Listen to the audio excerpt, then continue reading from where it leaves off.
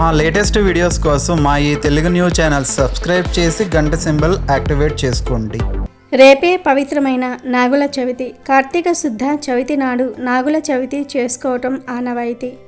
దీపావళి తర్వాత వెంటనే వచ్చే చక్కటి పండుగ నాగుల చవితి.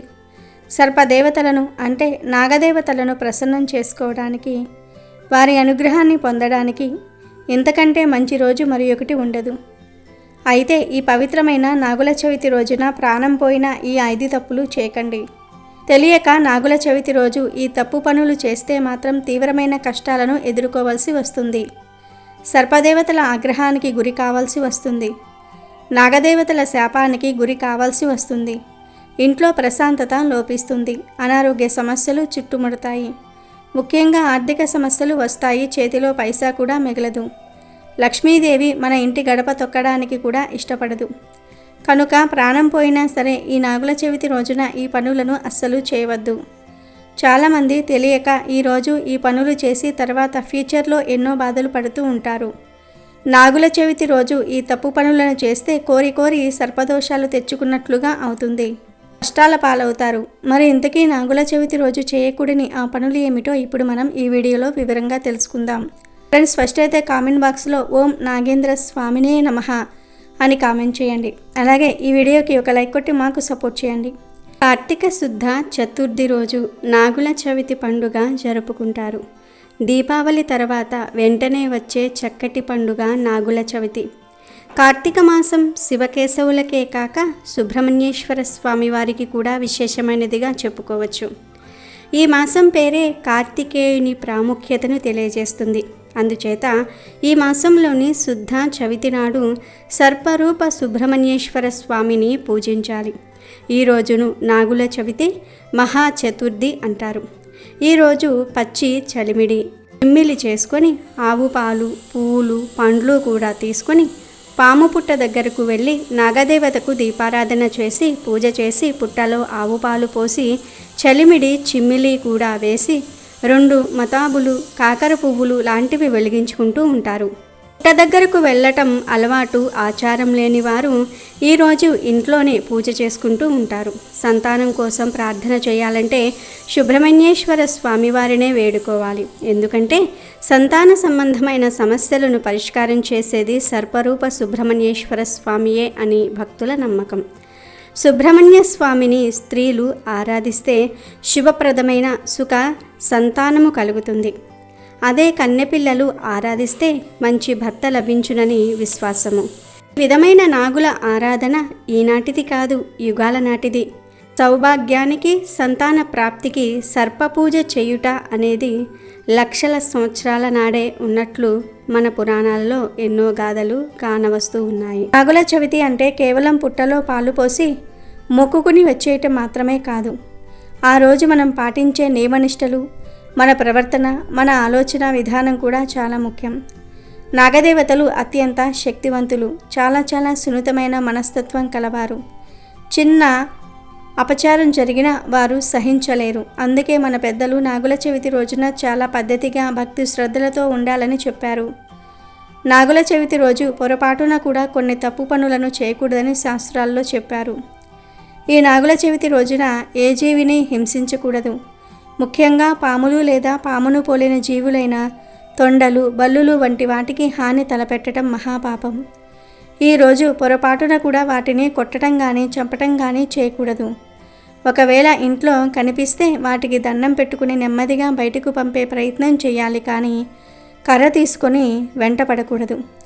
నాగుల చవితి రోజున సర్పానికి హాని చేస్తే తరతరాల పాటు ఆ పాపం వెంటాడుతుందని, సర్పదోషం ముట్టుకుంటుందని శాస్త్రాలు చెప్తూ ఉన్నాయి.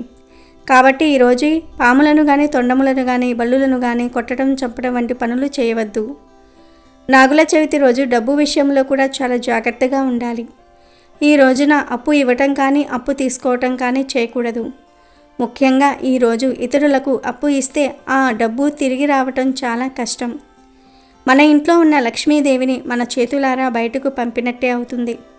కాబట్టి ఈరోజు ఎవరికీ అప్పులు ఇవ్వకూడదు. ఇక అందరూ చేసే అతిపెద్ద పొరపాట్లు పుట్ట దగ్గరికి వెళ్ళినప్పుడు జరుగుతాయి. పుట్ట అనేది కేవలం మట్టి దిమ్మ మాత్రమే కాదు, అది నాగదేవతలు కొలువై ఉండే పవిత్రమైన దేవాలయం. గుడికి వెళ్ళినప్పుడు మనం ఎంత పద్ధతిగా భక్తితో ఉంటామో పుట్ట దగ్గరికి వెళ్ళినప్పుడు కూడా అంతకంటే ఎక్కువ భక్తి శ్రద్ధలతో ఉండాలి. చాలామంది యువకులు చేసే పెద్ద తప్పు పుట్ట దగ్గర సిగరెట్లు, బీడీలు వంటివి కాల్చటం. ఇది క్షమించరాని అపచారం. పుట్ట దగ్గర వాతావరణం పవిత్రంగా ఉండాలి.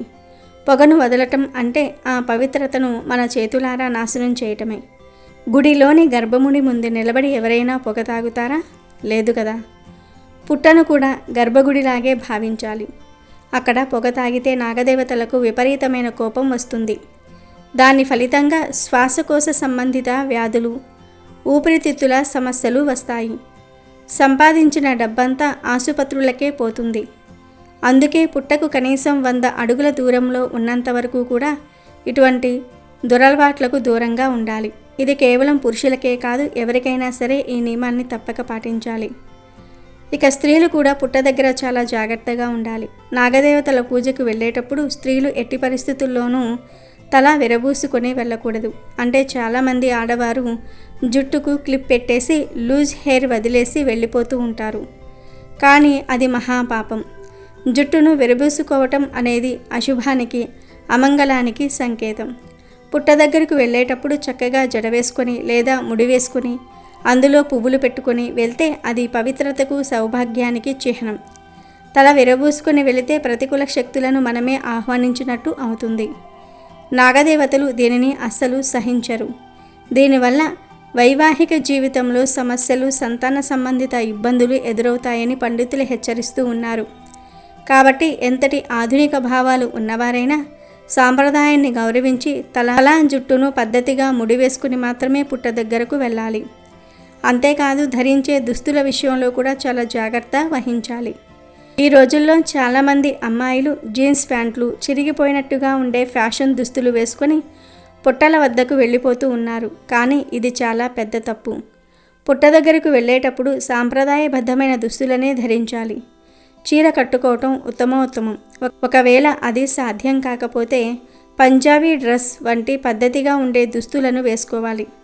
కానీ జీన్స్ ప్యాంట్లు, టీషర్ట్లు, పొట్టిగా ఉండే బట్టలు, చిరిగినట్టు ఫ్యాషన్గా కుట్టిన దుస్తులు వేసుకుని నాగదేవత పూజకు వెళ్ళటం అంటే వారిని అవమానించటమే. మనం పూజ చేసేది వారి అనుగ్రహం కోసం. అలాంటప్పుడు మన వేషధారణ వారిని కించపరిచేలా ఉండకూడదు. మనం ఎలాంటి దుస్తులు వేసుకుంటున్నామనేది మన భక్తిని, మనం ఆ సాంప్రదాయానికి ఇచ్చే గౌరవాన్ని సూచిస్తుంది. ఆధునిక దుస్తులు ధరించి వెళ్తే పూజ పట్ల మనకు ఏమాత్రం శ్రద్ధ లేదని, కేవలం ఏదో మొక్కుబడిగా వచ్చామని దేవతలు భావిస్తారు. దానివల్ల పూజ చేసిన ఫలితం శూన్యం. పైగా వారి ఆగ్రహానికి గురై ఆర్థికంగా చితికిపోవలసి వస్తుంది. చేతిలో పైసా కూడా మిగలని పరిస్థితి దాపురిస్తుంది. కాబట్టి స్త్రీలు ఈ విషయంలో అత్యంత జాగ్రత్తగా ఉండాలి. స్త్రీలే కాదు, పురుషులు కూడా పద్ధతిగా ఉంటే బట్టలు ధరించి నాగుల చవితి పూజ చేసుకోవాలి. పవిత్రమైన మనసుతో పాటు పవిత్రమైన వస్త్రధారణ కూడా అంతే ముఖ్యం. అలాగే నాగుల చవితి రోజున ఇంట్లో కత్తి కానీ, చాకు కానీ లేదా కొయ్యడానికి ఉపయోగపడే ఏ ఇతర పదునైన వస్తువును కానీ, అంటే కత్తిపీట, కొడవలి, గొడ్డలి, పారలు, పలుగులు ఉపయోగించకూడదు. నాగుల చవితి రోజు కూరగాయలు కట్ చేయడానికి కూడా కత్తి, చాకు, కత్తిపీట ఉపయోగించకూడదు. కనుక నాగుల చవితి రోజు కూరగాయలను లేదా దేనైనా కట్ చేయడానికి కత్తి కానీ, చాకు కానీ, కొడవలి కానీ, గొడ్డలి కానీ, పారలు కానీ ఎట్టి పరిస్థితుల్లోనూ ఉపయోగించకండి. అలా చేస్తే సర్పదేవతలకు కోపం వస్తుంది. అలాగే నాగుల చవితి రోజు ఎలాంటి పనిముట్లు ఉపయోగించకూడదు. పనిముట్లు ఉపయోగిస్తే కూడా సర్పదేవతలకు కోపం వస్తుంది. నాగుల చవితి రోజు ఎట్టి పరిస్థితుల్లో వండిన ఆహార పదార్థాలు తినకూడదు. వండిన ఆహారం తింటే కూడా సర్పదేవతల అనుగ్రహం తగ్గిపోతుంది. అలాగే ఈరోజు పాముల్లాగా బారుగా ఉండే పొట్లకాయను, సొరకాయను, గోరు చిక్కుడుకాయను కూడా తినకూడదు. ఈరోజు ఈ కూరలు తినకూడదని శాస్త్రాలు చెప్తూ ఉన్నాయి. అలాగే నాగుల చవితి నాడు భూమిని తవ్వటము, చెట్లను కొట్టడం వంటి పనులు కూడా అస్సలు చేయరాదు. ఎందుకంటే పుట్టలు, చెట్ల తొర్రలు, భూమి పొరలు నాగదేవతల నివాస స్థానాలు. మనం పనిముట్లను ఉపయోగించి భూమిని కదిపితే వారికి హాని కలిగించే ప్రమాదం ఉంది. అది మహా అపచారం. అందుకే ఈ ఒక్కరోజు వ్యవసాయ పనులకు కూడా పూర్తిగా సెలవు ఇస్తారు. ఆడవారు నాగుల చవితి రోజు అత్యంత ప్రశాంతంగా, సాత్వికంగా ఉండాలి. ఇంట్లో కానీ బయట కానీ ఎవరితోనూ గొడవలు పడకూడదు. అనవసరమైన వాదనలకు దిగకూడదు. ప్రశాంతమైన మనస్సుతో పూజ చేస్తేనే ఫలితం దక్కుతుంది. అలాగే ఈ మధ్యకాలంలో పుట్టిన ఒక కొత్త సాంప్రదాయం పుట్టలో గుడ్లు వేయటం. ఈ సాంప్రదాయం ఎక్కడి నుండి వచ్చిందో తెలియదు, కానీ ఇది ఏమాత్రం మంచి విషయం కాదని పండితులు ఘంటాపదంగా చెప్తూ ఉన్నారు. మన హిందూ శాస్త్రాల్లో ఎక్కడా కూడా నాగదేవతలకు గుడ్లను నైవేద్యంగా పెట్టమని చెప్పలేదు. వారికి పాలు, పసుపు, అరటిపండ్లు, చలిమిడి వంటి సాత్వికమైన పదార్థాలనే సమర్పించాలి. గుడ్లు తాపస గుణానికి చెందినవి. వాటిని పుట్టలో వేయటం అశాస్త్రీయం, అపవిత్రం. దయచేసి ఎవరూ ఈ తప్పు చేయవద్దు. అదేవిధంగా నెలసరిలో ఉన్న ఆడవారు ఈ నాగుల చవితి రోజు పుట్ట దగ్గరకు వెళ్ళటం కానీ, మెలికల పాముల విగ్రహాల దగ్గరకు వెళ్ళటం కానీ, కనీసం ఇంట్లో పూజ చేయటం కానీ చేయవద్దు. శారీరక అస్వస్థత, మైల ఉన్నప్పుడు పూజలకు దూరంగా ఉండటం మన సాంప్రదాయం. అయితే వారు భగవంతుని మీద భక్తిని వదులుకోవలసిన అవసరం లేదు. తమ స్థానం నుండే మనసులో సుబ్రహ్మణ్య స్వామిని, నాగదేవతలను స్మరించుకుంటే చాలు. ఆ మానసిక పూజను కూడా భగవంతుడు స్వీకరిస్తాడు. ఈరోజు భార్యాభర్తలు తప్పనిసరిగా బ్రహ్మచర్యం పాటించాలి. ఇది అత్యంత కఠినమైన కానీ ముఖ్యమైన విషయం. పుట్ట దగ్గరికి వెళ్ళి పూజ చేసేవారైనా, విగ్రహాల దగ్గర పూజ చేసేవారైనా, ఇంట్లో పూజ చేసుకునేవారైనా సరే ఈ రోజంతా శారీరక సుఖాలకు దూరంగా ఉండాలి. బ్రహ్మచర్యం పాటించటం వల్ల మనలోని ఆధ్యాత్మిక శక్తి పెరుగుతుంది. మనం చేసే పూజకు, పఠించే మంత్రాలకు బలం చేకూరుతుంది. ఇక మరొక ముఖ్య నియమం, నాగుల చవితి రోజున ఎవరూ తలంటు స్నానం చేయకూడదు. అలా చేస్తే దరిద్రం పడుతుందని పెద్దలు చెప్తూ ఉంటారు. పండుగకు ముందు రోజే తలస్నానం చేసి శుభ్రపడి పండుగ రోజున మామూలు స్నానం చేసి పూజకు సిద్ధమవ్వాలి. అలాగే ఈరోజు పుట్టల దగ్గరకు మరియు నాగపడకల దగ్గరకు, నాగుల విగ్రహాల దగ్గరకు వెళ్ళినప్పుడు ఆడవారు తప్పనిసరిగా చేతికి గాజులు, నుదుటిన బొట్టు పెట్టుకుని వెళ్ళాలి. పెళ్ళైన ఆడవారైతే పాపిట్లో కూడా తప్పనిసరిగా బొట్టు పెట్టుకుని వెళ్ళాలి. గాజులు లేకుండా, నుదుటిన బొట్టు లేకుండా, పాపిట్లో సింధూరం లేకుండా పూజకు వెళ్ళటం చాలా అశుభం. అది అమంగళానికి చిహ్నం. మన అలంకరణ మన భక్తికి, మన సాంప్రదాయానికి, మనం ఇచ్చే గౌరవానికి నిదర్శనం. నిండు ముత్తైదువుల్లా, లక్ష్మీదేవిలా తయారై నాగదేవతలను పూజిస్తే వారు ప్రసన్నులై మన సౌభాగ్యాన్ని చల్లగా చూస్తారు. అలాగే పుట్ట దగ్గర పాలు పోసేటప్పుడు కూడా కొన్ని నియమాలు ఉన్నాయి. చాలామంది హడావడిగా పూజ ముగించుకోవాలనే తొందరలో తాము కొనుక్కొని తెచ్చిన పాల ప్యాకెట్లను నేరుగా కత్తిరించి ఆ ప్యాకెట్తోనే పుట్టలో పాలు పోసేస్తూ ఉంటారు. మరికొందరు ప్లాస్టిక్ బాటిల్లో పాలు తెచ్చుకొని ఆ బాటిళ్ల నుండే నేరుగా పోస్తారు. ఇది అతిపెద్ద తప్పు. మనం నాగదేవతలను దైవంగా భావించి పూజిస్తున్నప్పుడు మన పద్ధతి కూడా అంతే గౌరవప్రదంగా ఉండాలి. ప్లాస్టిక్ అనేది పూజకు పనికిరాని అపవిత్రమైన వస్తువు. మనం దేవునికి నైవేద్యం పెట్టేటప్పుడు ప్లాస్టిక్ కవర్లో పెట్టం కదా, శుభ్రమైన పాత్రల్లో పెట్టి సమర్పిస్తాం. అలాగే పుట్టలో పాలు పోయటం కూడా నాగదేవతలకు మనం సమర్పించే నైవేద్యం లాంటిదే. దానిని ప్లాస్టిక్ ప్యాకెట్లతో నేరుగా పోయటం అంటే ఆ దేవతలను అవమానించటమే. ఇలా చేయటం వల్ల పూజ చేసిన ప్రయోజనం ఉండదు, పైగా దోషం చుట్టుకుంటుంది. సరైన పద్ధతి ఏమిటి అంటే, పుట్ట దగ్గరకు వెళ్ళినప్పుడు మీ వెంట ఒక రాగి చెంబును కానీ, కనీసం ఒక రాగి గ్లాసును కానీ తీసుకుని వెళ్ళాలి. రాగి లోహానికి హిందూ సాంప్రదాయంలో చాలా పవిత్రత ఉంది. అది శుభప్రదమైనది, శక్తివంతమైనది. మీరు తెచ్చిన పాల ప్యాకెట్ను ముందుగా ఆ రాగి చెంబులోనికి లేదా గ్లాసులోనికి పోయాలి. ఆ తర్వాత 2 చేతులతో ఆ చెంబును పట్టుకుని భక్తితో నాగదేవతలను ప్రార్థించుకుని నెమ్మదిగా పుట్టలో పాలు సమర్పించాలి. ఇలా చేయటం వల్ల మనం ఆ దేవతలకు ఇచ్చే గౌరవం తెలుస్తుంది. మనలోని భక్తి, శ్రద్ధ ఆ పాత్ర ద్వారా వ్యక్తమవుతాయి. అప్పుడు ఆ నాగదేవతలు ప్రసన్నులై మన పూజను స్వీకరించి మన కోరికలను నెరవేరుస్తారు. ఈ చిన్న నియమాన్ని పాటించటం వల్ల మనం చేసే పూజకు 100 రెట్ల ఫలితం లభిస్తుంది. కాబట్టి ఈ నాగుల చవితికి పాలు పోసేటప్పుడు ప్లాస్టిక్ ప్యాకెట్లు, బాటిళ్లతో కాకుండా పవిత్రమైన రాగి పాత్రను ఉపయోగించి నాగదేవతల అనుగ్రహాన్ని సంపూర్ణంగా పొందండి. ఇంకొక విషయం ఏమిటంటే, పాలు పోయాలి కదా అని లీటర్ల కొద్దీ పాలను పుట్టలో పోయవద్దు. ఎందుకంటే పాములు సరీసృపాలు కనుక నిజానికి అవి పాలు తాగవు. అలా అని అన్ని పాములు పాలు తాగవని కాదు, దేవతా సర్పాలు మాత్రమే పాలు త్రాగుతాయి. మామూలు పాములు పాలు త్రాగితే అరక్క కక్కేస్తాయి, మరణిస్తాయి కూడా. దేవతా సర్పాలు ఎక్కడ పడితే అక్కడ ఉండవు, మనిషి కంటికి కనిపించవు. అంటే మానవ కదలికలు లేని మహా అరణ్యాలలో మాత్రమే ఉంటాయి. అందువల్ల పుట్టలో లీటర్ల కొద్దీ పాలు పోయకండి.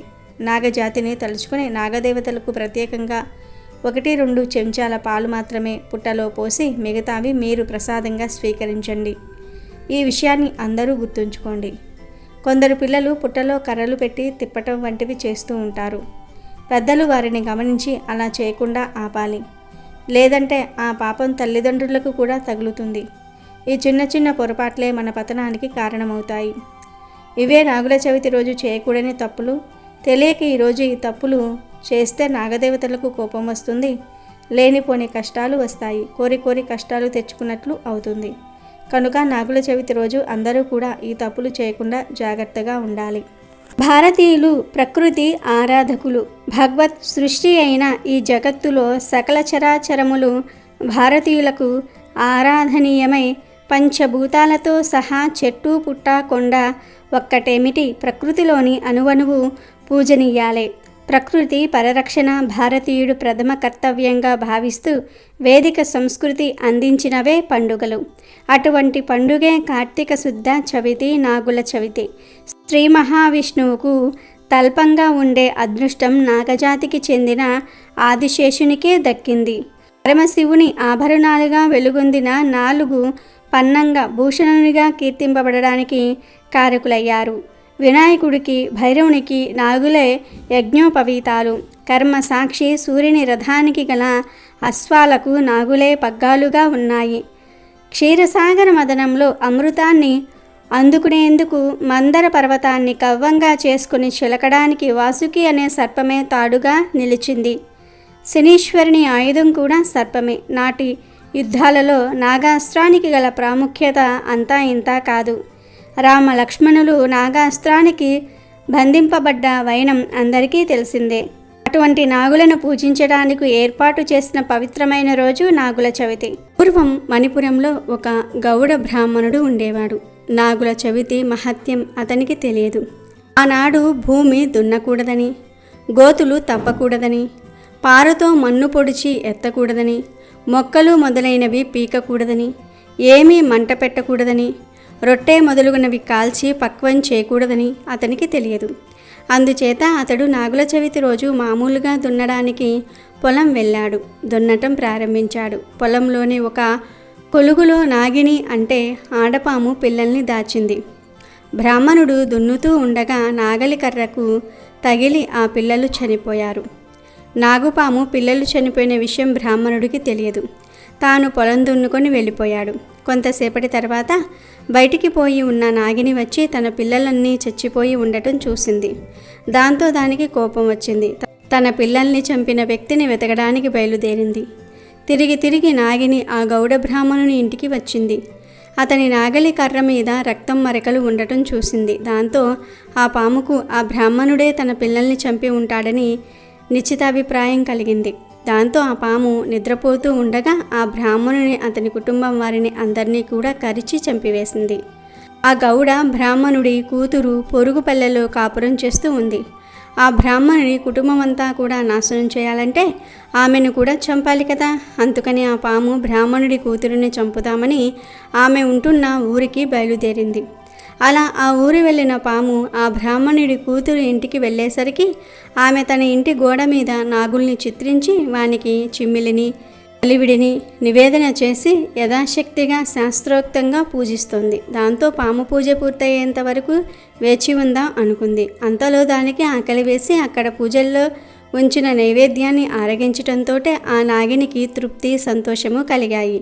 కుమార్తె పూజ ముగించి కన్నులు తెరువుగా పాము ఎదురుగా వచ్చి అంతవరకు జరిగిన కథంతా కూడా కూతురికి చెప్తుంది.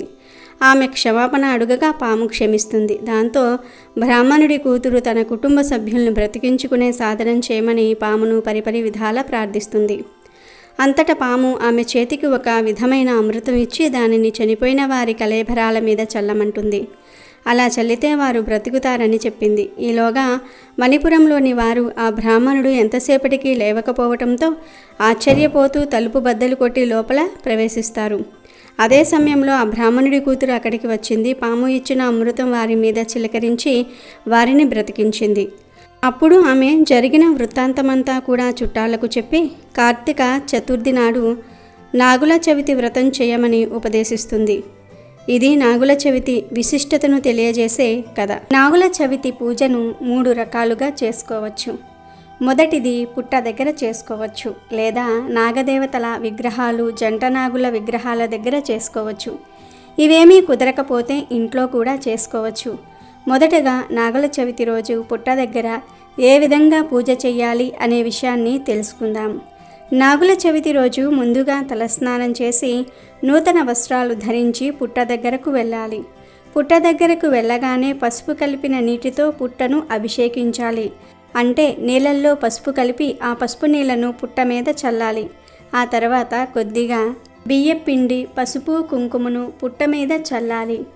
పుట్ట దగ్గర వీటితోనే పద్మ ముగ్గు వేయాలి. అలా పద్మ ముగ్గు వేసిన తర్వాత పుట్ట చుట్టూ పుష్పాలు అలంకరించాలి. అలా పుష్పాలు అలంకరించిన తర్వాత పుట్ట చుట్టూ 21 ప్రదక్షిణలు కానీ, 11 ప్రదక్షిణలు కానీ, 3 ప్రదక్షిణలు కానీ చేయాలి. ఆ ప్రదక్షిణలు చేసిన తర్వాత పుట్ట మన్నును కొంచెం తీసి నుదుటన మరియు మెడ భాగం మీద ధరించాలి. తరువాత పుట్టలో కొద్దిగా ఆవు పాలు పోయాలి. పచ్చి పాలను మాత్రమే పోయాలి. వాటిల్లో మళ్ళీ పంచదార కానీ, బెల్లం కానీ ఏమీ కలపకూడదు. ఒట్టి పచ్చి పాలను మాత్రమే పోయాలి. ఈ పాలను కూడా లీటర్లు పోయకూడదు. చాలామంది ఆ పాలల్లో ఎక్కువ నీళ్లు కలిపేసి పోసేస్తూ ఉంటారు. అలా పోయకూడదు. స్వచ్ఛమైన ఆవు పాలను తీసుకొని జస్ట్ 3 చుక్కలు అలా పోసి వదిలివేయాలి. ఇలా పాలు పోసిన తర్వాత చలిమిడి, చిమ్మిలి, వడపప్పు, పానకాన్ని పుట్ట దగ్గర పెట్టి నమస్కారం చేసుకోవాలి. ఆ తరువాత నాగదేవతలకు సమర్పించిన ప్రసాదాలను భక్తితో కళ్ళకు అద్దుకుని స్వీకరించి తిరిగి ఇంటికి వచ్చేయవచ్చు. ఇది నాగుల చవితి రోజు పుట్ట దగ్గర చేసే పూజా విధానం. దగ్గరలో పుట్టలు లేనివారు దేవాలయాల్లో రావి చెట్టు కింద ఉండే జంట నాగుల విగ్రహాల దగ్గరకు వెళ్ళి లేదా నాగదేవతల విగ్రహాల దగ్గరకు వెళ్ళి పూజ చేస్తారు. మరి ఆ పూజ ఎలా చేయాలంటే శుచిగా స్నానం చేసుకొని దేవాలయానికి వెళ్ళి నాగదేవత విగ్రహాల మీద పాలు పోసి అభిషేకం చేయాలి. ఇక్కడ కూడా పచ్చి పాలతోనే అభిషేకం చేయాలి. కానీ ఎన్ని పాలతో అయినా సరే అభిషేకం చేసుకోవచ్చు, అది మీ ఇష్టం. ఆ తర్వాత నాగదేవత విగ్రహాలను నీళ్లతో కడిగి పసుపు రాసి కుంకుమ బొట్టు పెట్టాలి. తర్వాత పత్తితో ఒక వస్త్రాన్ని చేసుకొని దానికి కుంకుమ అలంకరించి ఆ పత్తితో చేయబడిన వస్త్రాన్ని నాగదేవతల విగ్రహాలకు అలంకరించండి. ఆ తర్వాత నాగదేవతల విగ్రహాల దగ్గర దీపాన్ని వెలిగించుకోవాలి. ఈ దీపాన్ని 9 ఒత్తులతో వెలిగిస్తే చాలా మంచిది. ఇలా చేసిన తర్వాత సువాసన కలిగిన పుష్పాలను అంటే మల్లెపూలు, చామంతి పువ్వులు ఇలాంటి పూలను నాగదేవత విగ్రహాల దగ్గర ఉంచాలి. ఒక జిల్లేడు ఆకులో కానీ, తమలపాకులో కానీ బెల్లం ముక్కను ఉంచి నైవేద్యం సమర్పించాలి. బెల్లంతో పాటు చిమ్మిలి, వడపప్పు, చలివిడిని కూడా నివేదన చేయవచ్చు. అలా నైవేద్యం పెట్టి నమస్కారం చేసుకోవాలి.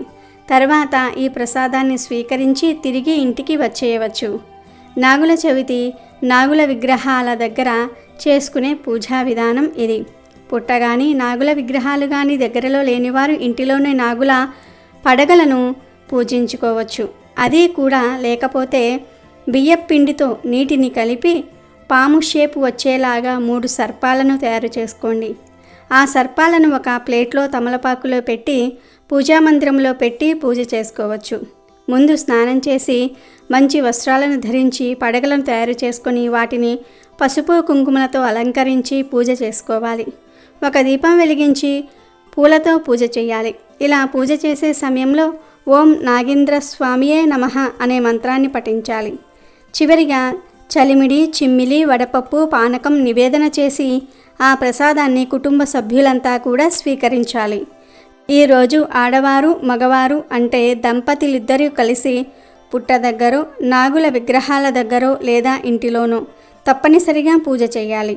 అమెజాన్లో బెస్ట్ డిస్కౌంట్స్ కోసం వీడియో డిస్క్రిప్షన్లో లింకు ఉంది, చూడండి. అలాగే మా టెలిగ్రామ్ ఛానల్ సబ్స్క్రైబ్ చేసుకోండి.